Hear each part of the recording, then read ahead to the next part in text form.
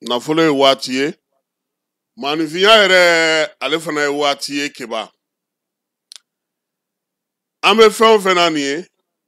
nin bɛɛ ye sangako ye keba o de la n b'a f'i ɲɛna n ko ni karamɔgɔ tɛ maa min na waati ale bɛ se ka k'i karamɔgɔ ɲɛnɛma ye Bamako Mali kuma minnu bɛ bi n'a bɛ ka munumunu salo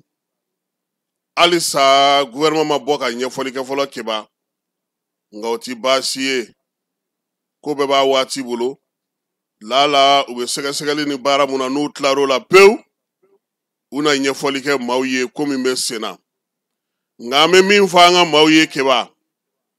u k'u hakili to kibaruyaw la u k'u hakili to kumaw la u k'u hakili to u yɛrɛ fana na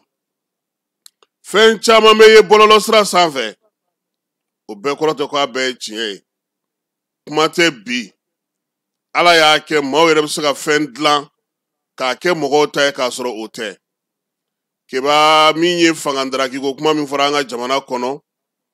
min ye tentative de coup d'état ko kuma min fɔra an ka jamana kɔnɔ a kuma sansaramalen don fan caman fɛ bi maa caman y'i hakilina fɔ a la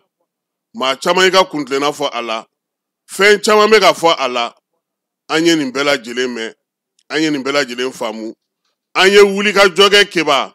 k'a bɛ kuma in fɔra kunungo k'a sɛgɛsɛgɛ ka taa fo Kati kan kɔnɔna na ka taa kow jateminɛ yen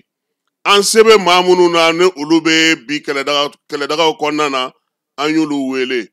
keba an bɛ se ka min kɔni fɔ bi anw sigilen don yɔrɔ min na ka kɛ ni nin waati in ye Général Asimi a b'a ka palais kɔnɔ Kuluba baarakɛyɔrɔ a sera ye 7h30 Premier ministre n'o ye Général de division Abdoulaye Mayiga ye a fana b'a ka baarakɛyɔrɔ la primature la keba min ye Jaw ye Général de corps d'armée CNT ɲɛma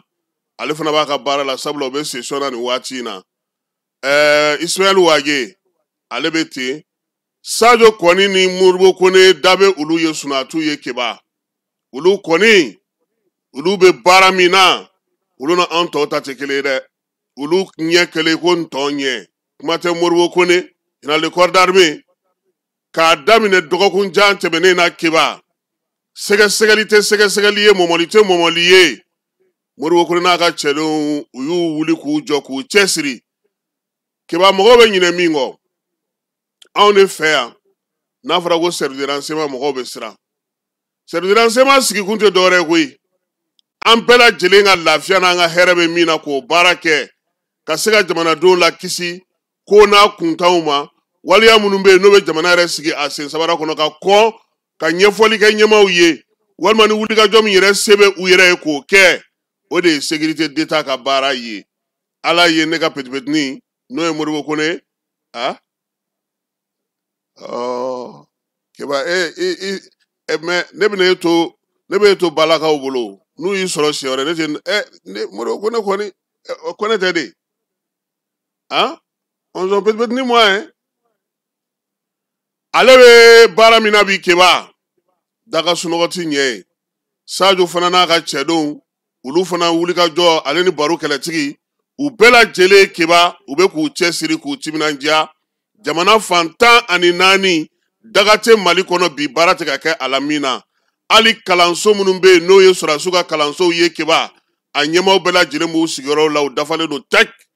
baara bɛ ka kɛ jamana ka basigi n'a ka lafiya ka kɛ ni Général d'armée Asimi ale ka kuntilennaw ye a n'a ka ministre de la défense lakana ni basigi ka kibaruya ɲuman sɔrɔ ka di o ye Général de corps d'armée Modibo Kone ye keba ko min kɛra waliya min bɛ sen na fɛn o fɛn b'a kɔnɔ a kungun n'a ɲɛɲɛ ɲɛmaaw ko k'u bɛna kunnafoni di a la ɲɛmaaw ko k'u bɛna ɲɛfɔli kɛ a la ɲɛmaaw bɛ baara la a ko ka keba a fɛn o fɛn mana kɛ u nana bɔ a waati la k'a ɲɛfɔ olu de b'a kimɛ cogo dɔn olu de b'a dɔn min kɛra olu de b'a dɔn fɛn min bɛ sen na nka an kɔni bɛ min fɔ an ka maaw ye an bɛ min fɔ maliden fanba ye an k'an hakili to an yɛrɛ la fɛn caman bɛ yen an yɛrɛ bɛ ko dɔw fara kan ne yɛrɛ ɲɛ b'a la mɔgɔ dɔw tɔgɔ bɛ wolo keba ala ko tiɲɛ olu yɛrɛ tigiw yɛrɛ dabali bannen don bi walayi u yɛrɛ t'a dɔn u bɛ min fɔ nka baro fana ka fɔ ko fanga fana ye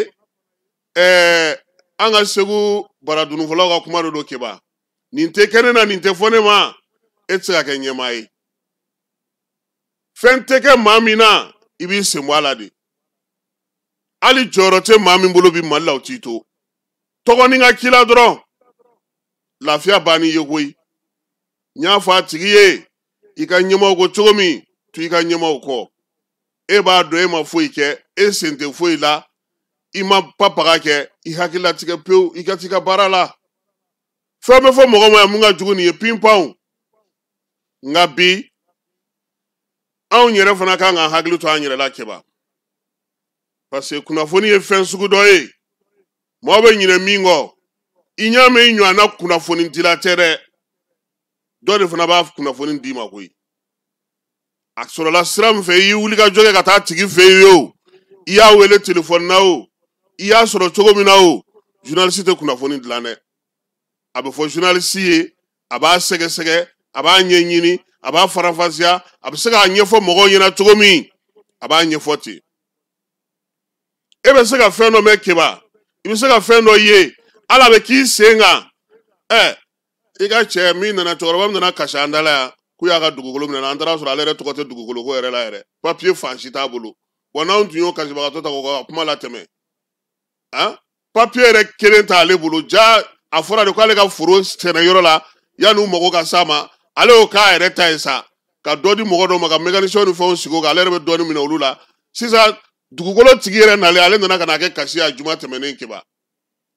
ne taara ka taa yɔrɔ lajɛ ka weleli kɛ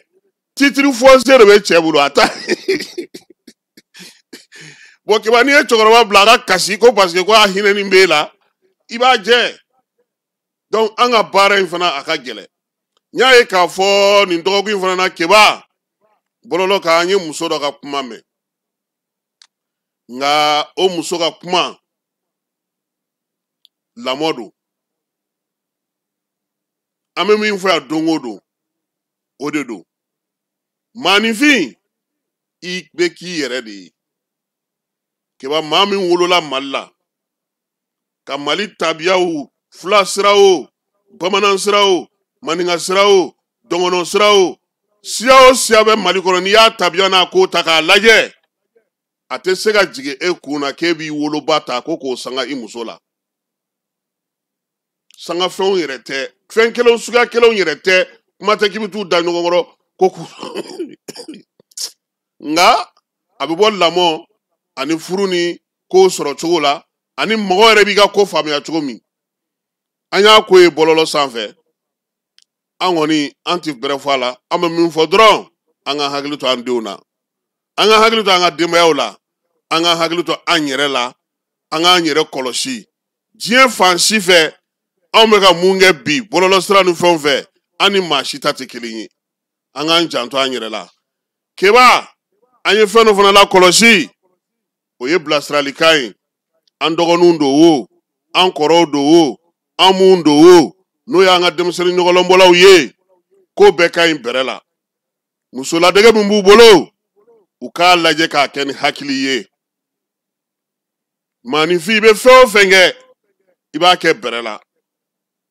parce que bi Mali kɔnɔna maa caman bolo u bɛ k'a min kɛ nin ye a man ɲi i bɛ se ka maaw layɛlɛ i bɛ se ka fɛn bɛɛ kɛ nka min ye k'a fɔ de ko k'i yɛrɛ yɛlɛma k'i kɛ muso ye ka muso sawuraw ta ka muso fɛnw kɛ n'i y'a kɛ ni hakili ni bɛrɛ ye a bɛ se ka tɛmɛ nka a waati bɛɛ la ma an b'a ɲini u fɛ u k'a lajɛ k'a ko jate minɛ sabula an dɔgɔninw don an teriw don an n'a caman bɛ kuma ɲɔgɔn fɛ nka bi an bɛ ka taa sira min fɛ olu ye misali de ye mɔgɔw bolo o misali hukumu kɔnɔna na olu tɛ se k'a jira k'a fɔ k'u b'u yɛrɛ yɛlɛma ka kɛ muso ye k'o ka kɛ misali ye k'an ka denmisɛnninw ka to k'o lajɛ an ka mara ka k'o kan an ka to o kan o tɛ ko ɲɛnama ye keba bɛ segin ka na an ka kuma kun na o ye k'a jira sa k'a fɔ ko ni ala sɔnna a ma min ye jamana ɲɛmaaw ye u bɛ labɛn na communiqué officiel u bɛna o kɛ ka ɲɛfɔli kɛ maaw ye ko minnu bɛ sen na e ye caman mɛn ne yɛrɛ ye caman mɛn an ye caman ye an ye caman mɛn caman fɔra an ye an bolo dara dɔw kisɛ kan an bolo ma da dɔw kisɛ kan a ye dɔw sɛgɛsɛgɛ dɔw y'an wele a ɲuman ye min ye keba minnu b'a ko kunna olu ka bɔ sinon diɲɛ kunnafonidila fɛn fɛn kumana ko in ka keba a bɛɛ lajɛlen fɔ ko 100 ni 120 tan k'a la ka ban u yɛrɛ ko dɔw minɛna u tilara k'a fɔ k'olu ma minɛ u ko dɔw jɔrɔla u tilara k'a fɔ k'olu ma jɔrɔ o ye fila fɔ ye